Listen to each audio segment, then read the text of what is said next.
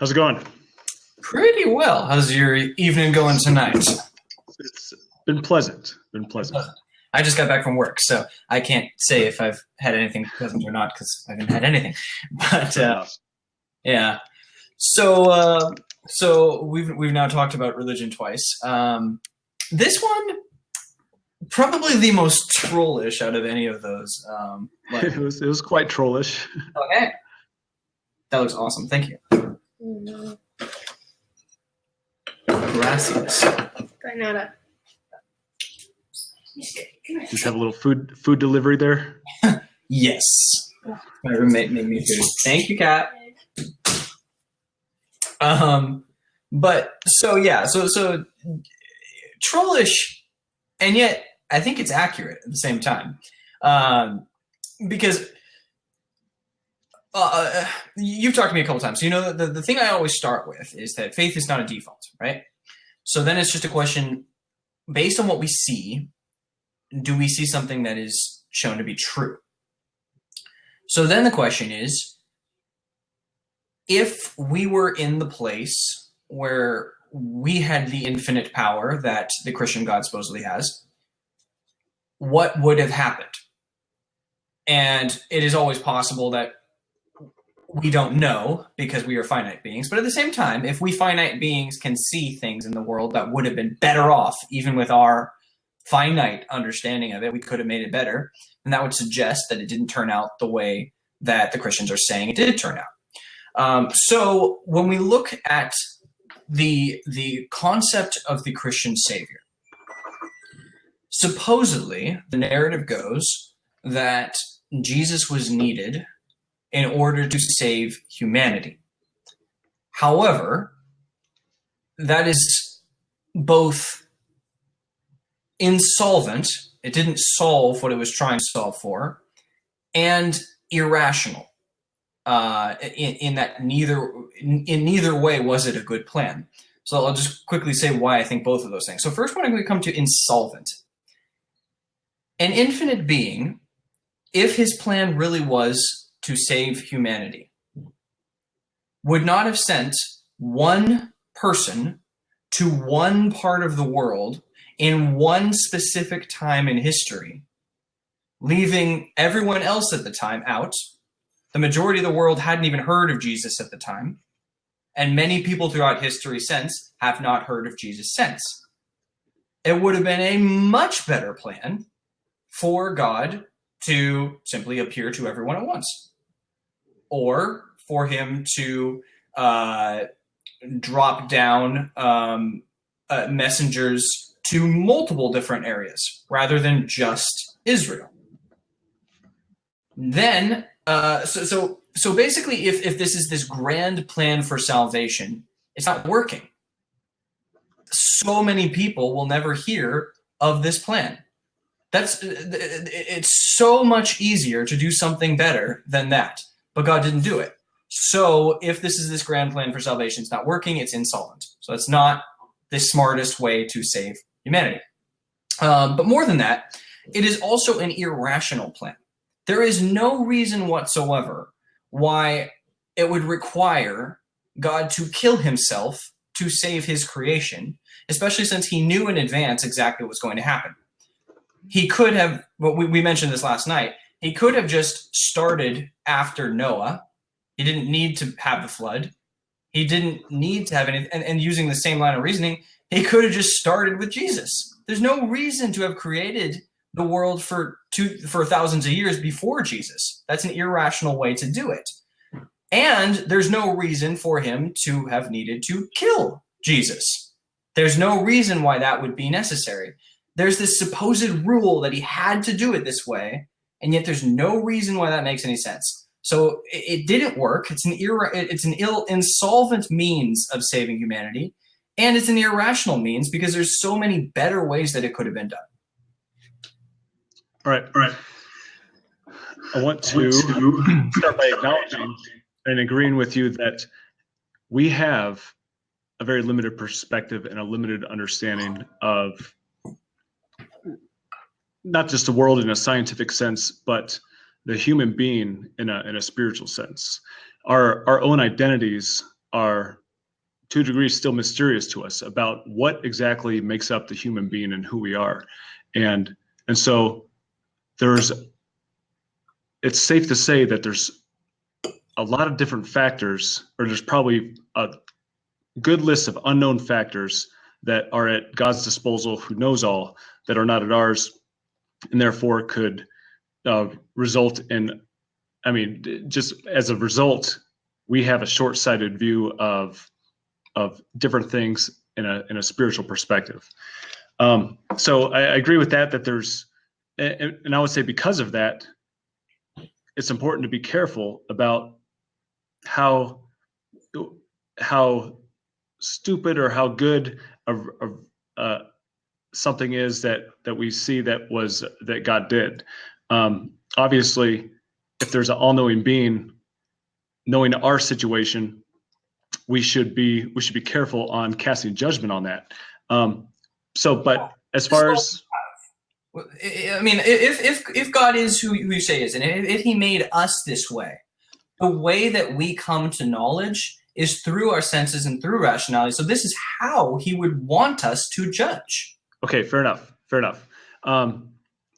But so, yeah, I agree. So we have to use our faculties of reason correctly, and the wisdom that we're able to accrue and things that we can sense and experience. However, we also have to take into account that we can that our reasoning can in fact be skewed. Just because we think we come up with a connection doesn't necessarily mean it's the correct deal. And sometimes we want to forward our own agenda and read our own desires into a situation, which a few news organizations gotten some pretty hot water recently because they came out with something that was supposed to be breaking news on Trump, and it turned out to be it was an incorrect, accurate story. Okay, but I want to get to your responses about insolvency and irrationality. So you're saying that it didn't solve the problem, but right, just sending I'm sorry, that was your rational argument, but I would disagree. I think it's set in motion for God's plan for salvation to go forth to the human race, and Jesus was the epicenter of that.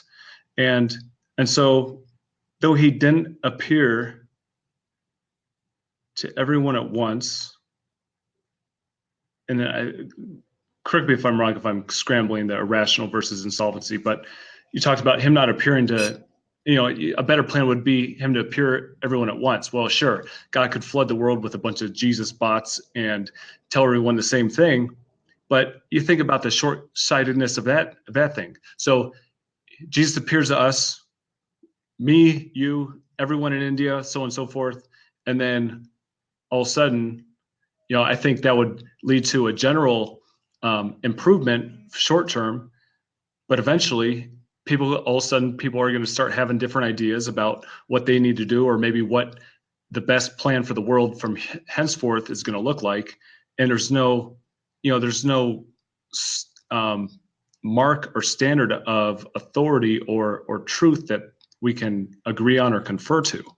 And so, sure, he can appear to us. We can all have this supernatural experience, but who's to say we're all going to interpret that the same way? And who says we're going to interpret the Bible the same way? We don't. Yeah, true. Exactly. Is what you're saying.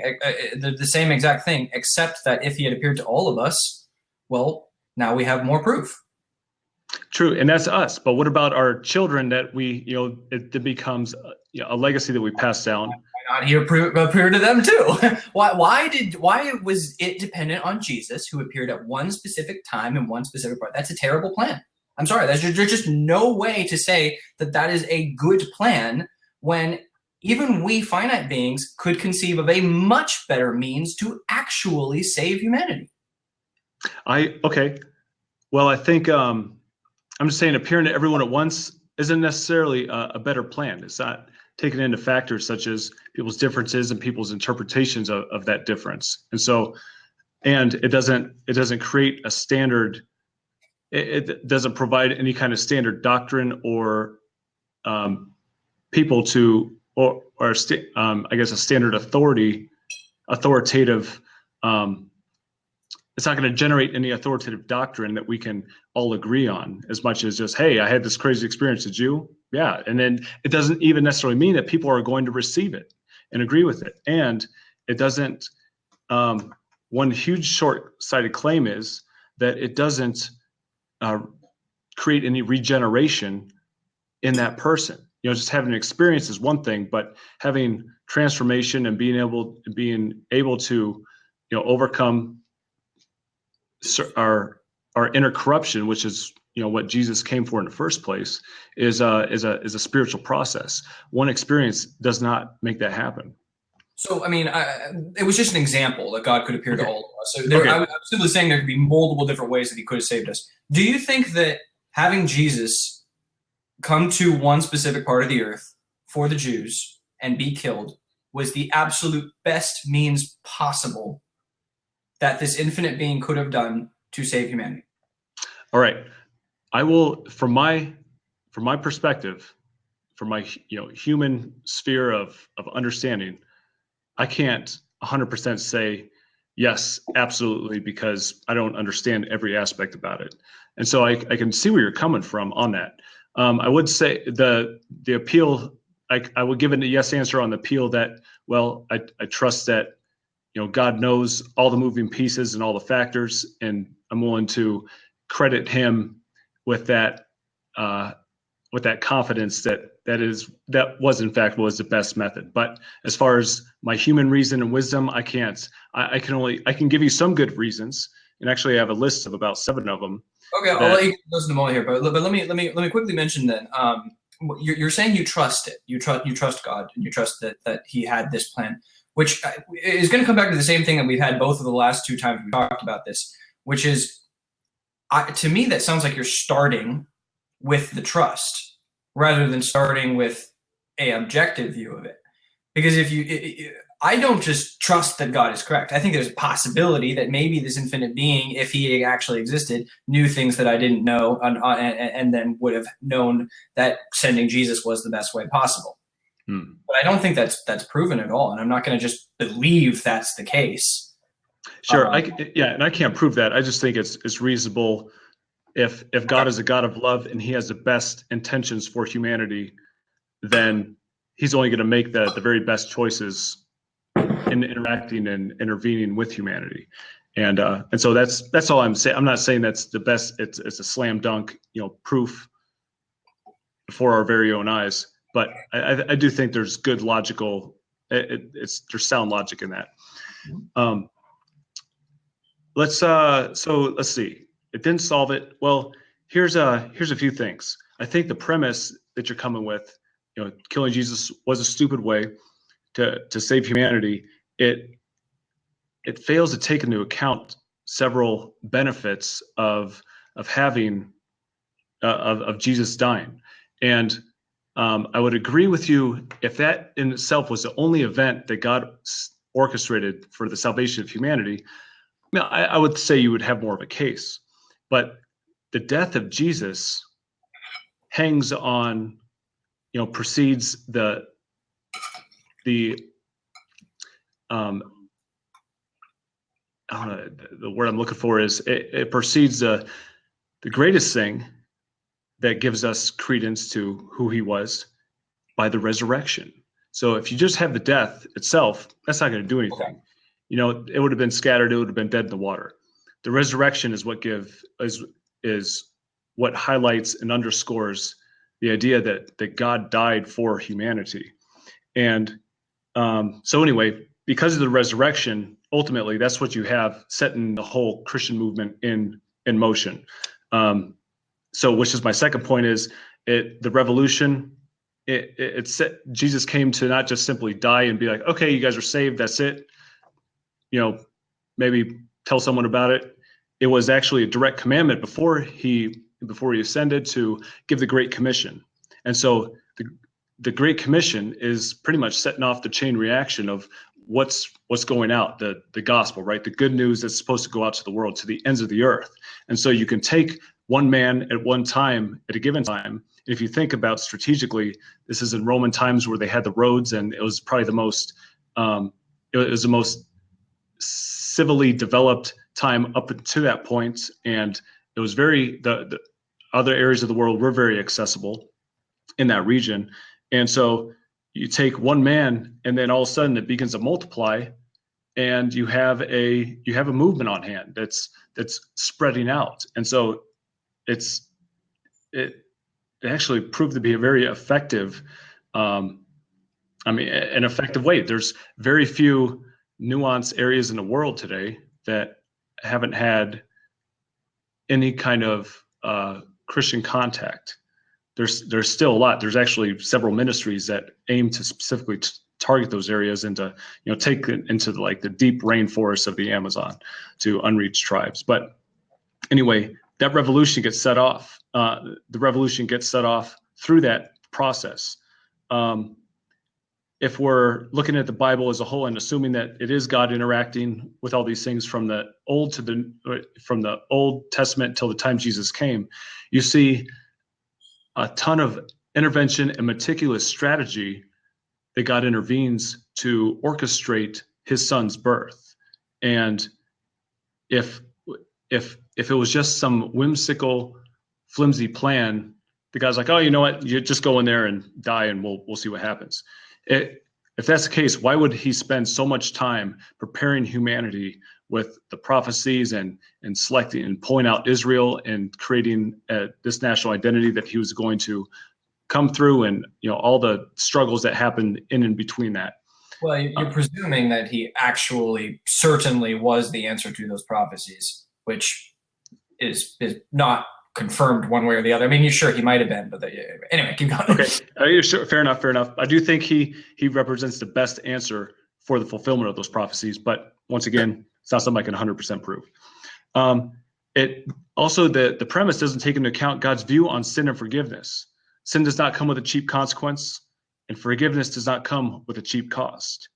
And if you look at what something that's going to make for the maximum psychological impact to the world, the sacrifice of God himself is a superlative. You can't get more extreme or beyond that.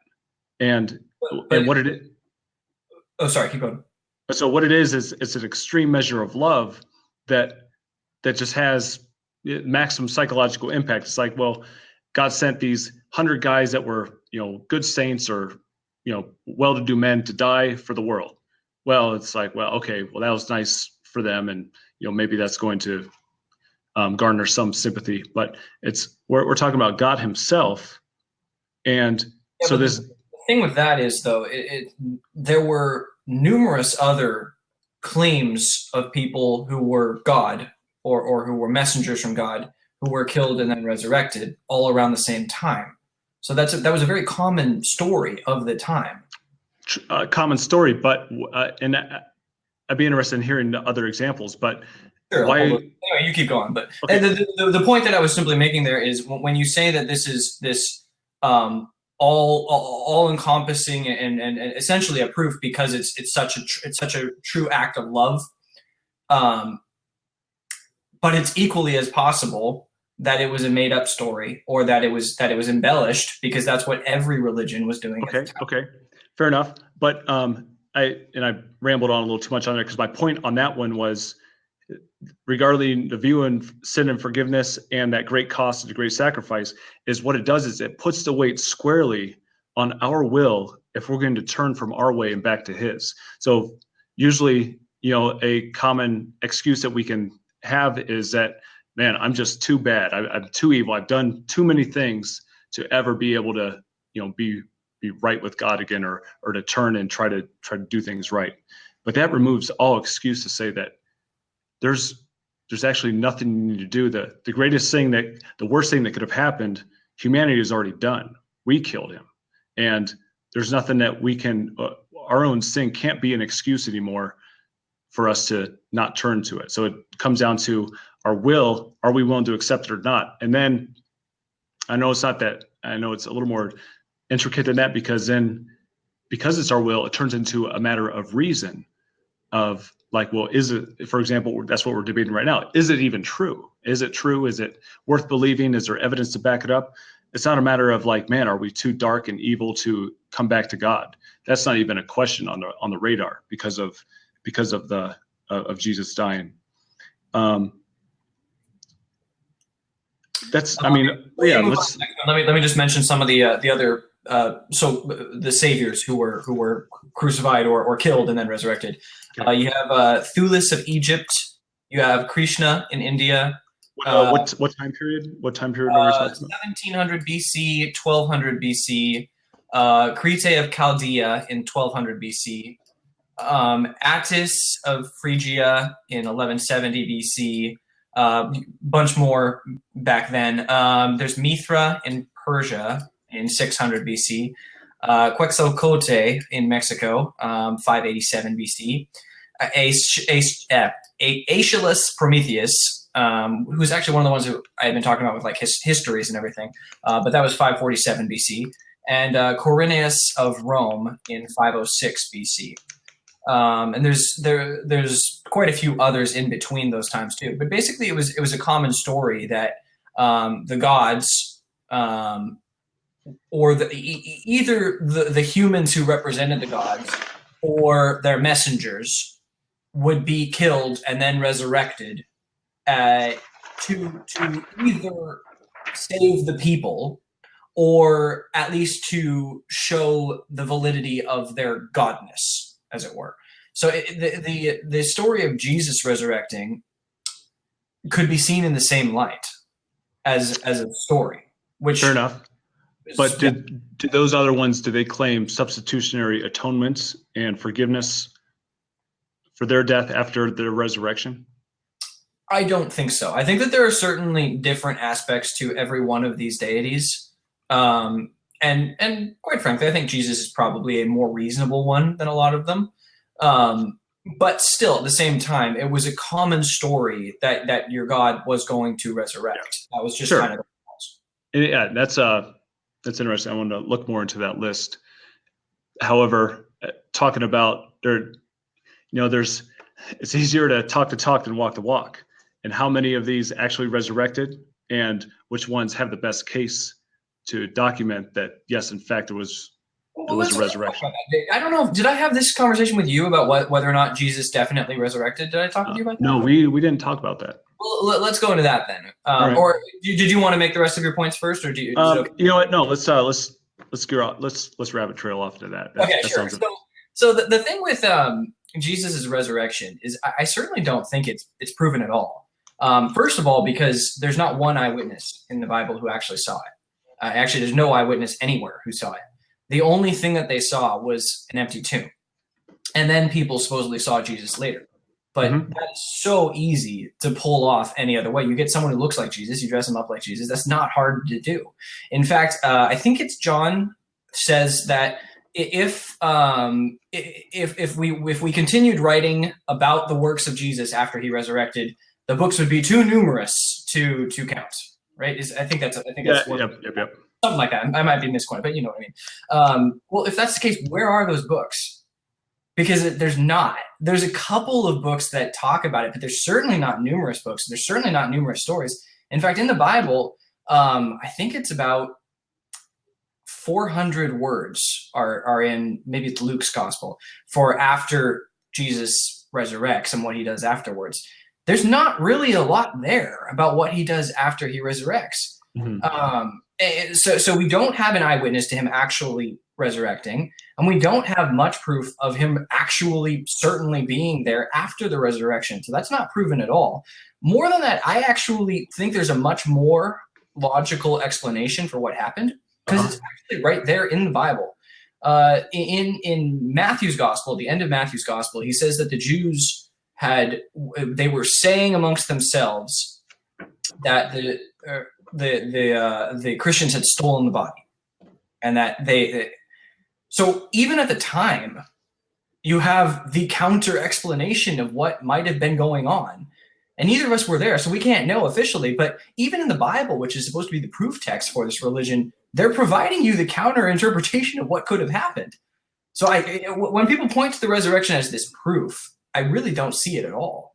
Okay, and we gotta be careful with, we're talking historical events. Can we really prove anything that has happened 100 years ago, right? I can't prove anything, but we can look at the evidence and see what explanation best fits. Yeah. And so you threw out a lot of points there, and I would just say that I think the resurrection of Jesus is the best explanation for the evidence. So you're saying that you think the best explanation is the disciples coming in and stealing the body.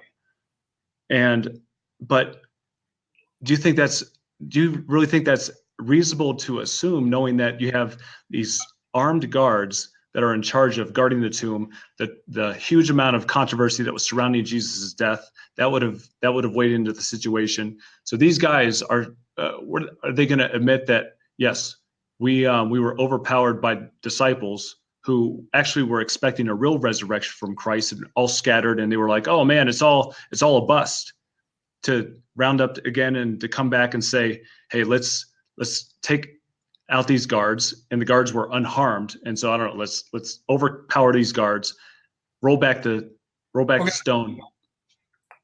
So all I'm saying is, I don't think that's a reasonable explanation at all, considering the other circumstances that we know that he was buried in. Why would they? Go ahead. Oh, sorry. Sorry. Sometimes I think about things and I start. Fair enough. So I was going to add, there are two reasons why I would actually prefer the idea that the Jews stole, or that the Christians stole the body. The first one is that the stone was rolled away, and I used to hear songs about this in church. The stone was rolled away. Sure. And this is such a beautiful moment. And Mumford and Sons even has a song about rolling away that stone. But the thing is, that doesn't point to the idea of a God at all. Okay. Because a God can go through walls. A God doesn't need to roll away a stone. You know who does roll away a stone? Grave robbers. The fact that stone was rolled away actually suggests the alternate interpretation. But this is not to say that God couldn't have rolled away the stone. He could have, sure. But he wouldn't have needed to, whereas grave robbers would have. The other thing that I would point to here, just quickly, would be, if you read each of the Gospels, and then Acts, I think, is the other one that mentions when the people come to the body, every single one has a different account of how the body was discovered. Every single Gospel says a different amount of people. One person was there, two persons were there, 3, 4, and 5. Every single one says a different amount of people were there when they went to the tomb. And so you'll see a different story about John and Peter were there, or Mary Magdalene was there, and every single one. Different accounts. So we have all these conflicting accounts, and we have no eyewitnesses who actually saw it happen. We have the stone rolled away. We have, even in the Bible itself, it says that there were people saying, hey, the body was stolen. There's a whole ton of evidence to prefer that other explanation. But does the explanation stack up with all the other circumstances? You talked about, yeah, I agree. Jesus wouldn't have to roll away the stone. At one point, he in resurrected form, he appears to people that were inside a closed house. Now, it actually says that I believe that the angels rolled away the stone. And so what would be the purpose in that? Well, simply to show we got an empty tomb here. The tomb is now empty. The body of Christ is no more. Why? Because he's resurrected. It talks about appearances, not just to the women, to the disciples, but to upwards over 500 people at one time. That's I think in Acts it talks about that. And so you have a wide range of people having these, tangible experiences with what they all agree is the risen Christ. People that would have no reason to believe it otherwise. Even the disciples, these guys were the ones that walked with Jesus for several years. Why would they all of a sudden turn coat and be like, oh, you know what? Yeah, I did see him. I did. No, they were heartbroken. They fled with their tails between their legs and had no recourse of like, dang, we don't know what's going on. And it was interesting because the women, though there may be different details in the discovery of the empty tomb, all the Gospels state that there was an empty tomb and that there was the resurrection. So you have that the most major fundamental detail in accordance throughout all the Gospels. And on top of that, most of, I want to say all of them, start by the empty tomb being discovered by women, and True. and that's something that should stick out because of if it was going to be a fabricated account, they wouldn't choose women. Women just didn't have that kind of status and credibility back then. So you have that to go on. More so, yeah. So I just think that, so because of that, I think the resurrection is the best explanation. If you want to say that, well, a resurrection doesn't necessarily prove deity, that's a different discussion. I would agree, right? It could have been some guy, but I think that all the other circumstances go together to say that, okay, he was a son of God that did resurrect, and because of his claims to say, I'm the payment for the sins of humanity, then we can validate those words are validated because of the resurrection. Because of the resurrection. The other things that we have to grapple with is, I talked about the disciples, but the disciples went through a radical change. They went from these guys fleeing from authorities to turning around and becoming the vanguards of proclamation of the Christian faith, which started the movement that we're still debating about 2,000 years later. And to further your point, they also got themselves killed. They believed it so fervently, yes, willing to die for it, which is certainly a point in your favor. And I will agree. I do agree that is certainly something that makes me go, yeah, it is possible, and it does seem like a good explanation that Christ really did resurrect. But it's also possible that it was a couple of other disciples who stole the body and then didn't tell the main ones, and so those other guys, sucks to be them. They died for nothing. Yeah, but why would they be convinced? I mean, you got a guy like the doubting Thomas who says, "I'm not, unless I put my hands through or stick my fingers in his side. I'm not going to believe it." And so, and even then, you have one of the apostles, the Apostle Paul, who had his own, conversion experience. What would, was he just having a hallucination? Was he just? Well, let me quickly mention that when we read old texts, they are so easy to fake miracles. Isn't it amazing how many miracles used to happen, and then today we don't see anywhere near that amount?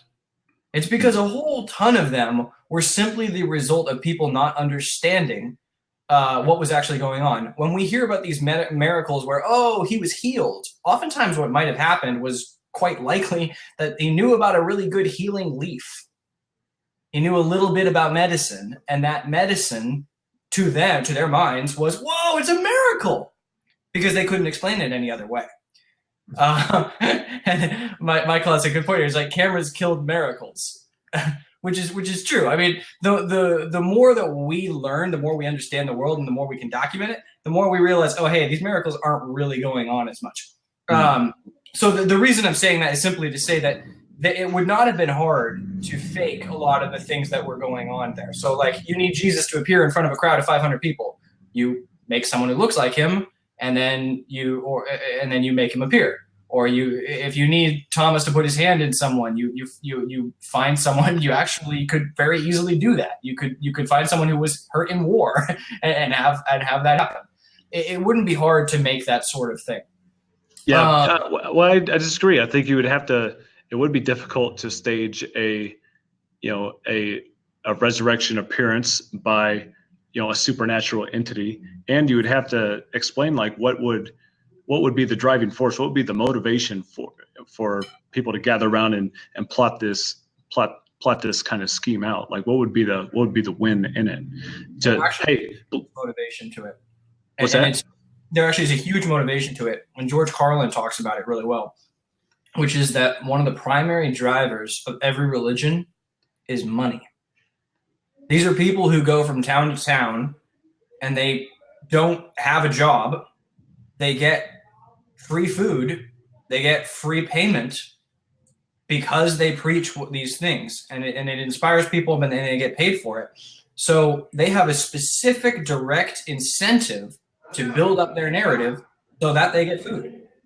That's so. So I'm not trying to say this necessarily is what Christianity was or any religion. I'm just saying that when we talk about motive, there absolutely would be a motive for the Christians to have created that narrative. Gotcha. So you could say the conspiracy is that they fabricated these kind of things to really get money, and then just left that out of the accounts. Yes, actually, yes. Okay. Oh yeah, I know. I'm just If recapping. we read that in any other religion, we would think, yeah, that sounds like you're either you're making this up, like when you read the Book of Mormon, or when you read about the things Joseph Smith did. Yeah. It doesn't seem right, right? Sure. You could see you could take the same mindset to pretty much any religion. It seems like there's something else going on here. Fair enough. Fair. Yeah, it seems like, but at the same time, I would disagree. I don't think you can manifest a. I don't think you'd be able to create this illusion of a resurrected guy that is showing up to here, showing up there, and then plus you'd have to pair that with stealing the body in the first place, which doesn't add up with how secure the tomb would have been, and so you end up having to reach deeper and deeper into the illusion bag of tricks to say that this is what could have happened. This is what it becomes a ton of speculation when the simple, the details that we have are, and what we can historically document and understand how the circumstances were. The best explanation is that there was a resurrection. And on top of that, it's like, well, you can fool people, right? You got David Copperfield making the Statue of Liberty disappear, but what kind of illusion is going to get a Christian movement started that's going to last throughout the ages, 2,000 years later? Now, obviously Muhammad got his religion started. However, very two different approaches. Christianity, by persuasion and the free will of men and women submitting themselves, versus Islam is more of a coercion-based conversion, where are you going to submit or are you going to die? And so you have this kind of free will thing that you enter into, which at that point would have also been pretty scandalous, because you're talking about submitting yourself to a king, a spiritual king, as opposed to Caesar. And people knew that was a political no-no, but people are doing it anyway. So there's a lot of downside to become a Christian, and what's going to be able to stack the scale to tip it to the other side, other than the actual truth of a resurrection and tangible experience. And I want to make this point as well. It's not just a resurrection that seals the deal, or reading the Bible that seals the deal. Salvation includes a lot of different things, not just forgiveness of sins and the promise of eternal life, but you're talking about the Holy Spirit abiding in the believer and beginning to actively guide him or her. It's it speaks of this kind of tangible experience in this process that begins. Now, coming up to someone's conversion or someone believing, for me to sit here and tell you this, and you were once a Christian, you believe this stuff and whatnot, and so to hear someone tell you something, it's kind of like, sure, I mean, people say all sorts of stuff and believe all sorts of crazy things, and some things seem more reasonable than others. But what does it give you any reason to believe just hearing it from another man?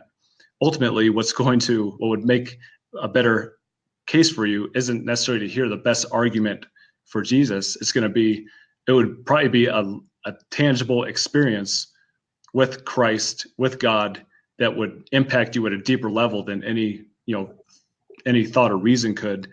That would make the cake and sell it. Make the cake, bake it, and sell it. That is an interesting point, and I think that let me tie this back to the topic of this overall debate. Then let's come back to that. Yeah, I agree with you that I think that would certainly be more of an indicator of a religion and a better way to save humanity than just killing Jesus. And the resurrection, I know. There's more to it than just killing Jesus. But the point is, the fact that you say that what would bring me the closest to God would be that personal experience. And I think you're right. I think that probably is what would do it. Why isn't that the means of saving humanity?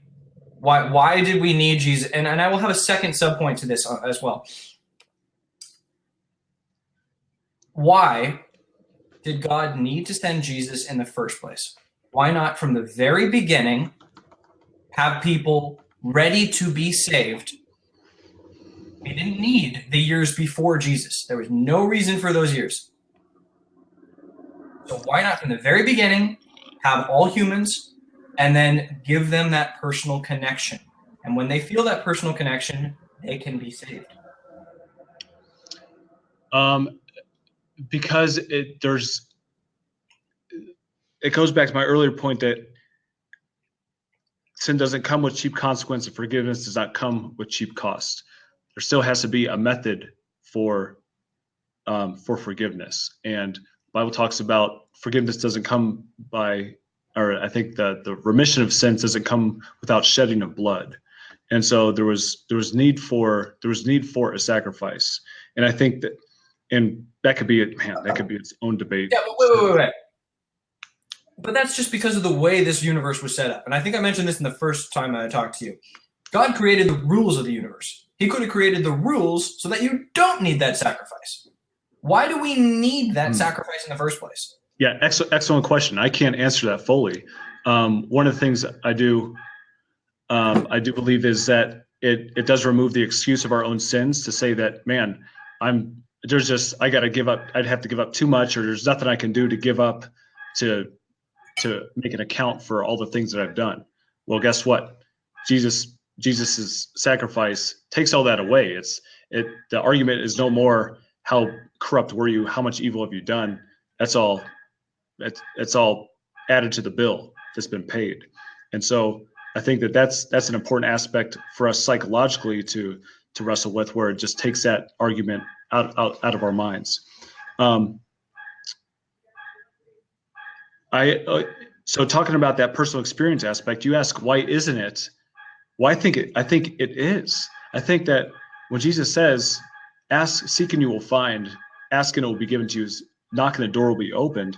I think that is, and consistent with the theme of the Old Testament, just this constant invitation of God inviting his people to come back to him, not to just ascribe by religious rules and to do these things that just seem religious, but to come back into a fellowship with a living God.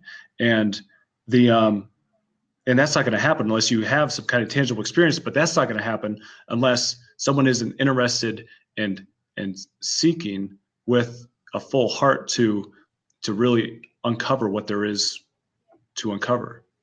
So I would say that I am doing that. And that's part of the reason that I left Christianity in the first place, because I was actually really genuinely seeking the truth. And I thought I was going to find it more deeply in Christianity, and I didn't. But either way, the reason I mention this is simply that a lot of people aren't going to have that experience. And if that is the best way to obtain salvation, to bring people that grace that leads them to salvation, then why wouldn't God just make that a default? Well, I think I want to talk about that in context of Jesus's death and resurrection. But one thing that does is that sets in motion people having these experiences, and it goes out forth. It becomes documented, and I mean it just becomes its own. It gains traction, and then goes forth and spreads. We're going to have these experiences if we already believe. No, we only, well, the Bible says that we have to have a degree of faith. Like for the unbeliever, like you could say that, like you're in more of a gray area, because an atheist could say, there's no reason to believe. I'm doing what I want. I'm not investing any thought into the idea of spirituality. You're, on another hand, you are questioning. You're pouring through these ideas, bringing up the provocative statements and that we debate. And the idea is, it's like, okay, well, right, you don't have all the answers, but you're kind of peering in and trying to peel back what some explanations are. And I'll give you the last 10 seconds. What I mean, to do? I always like talking to you. I think it's very interesting that we can go back and forth. Thank you for doing this.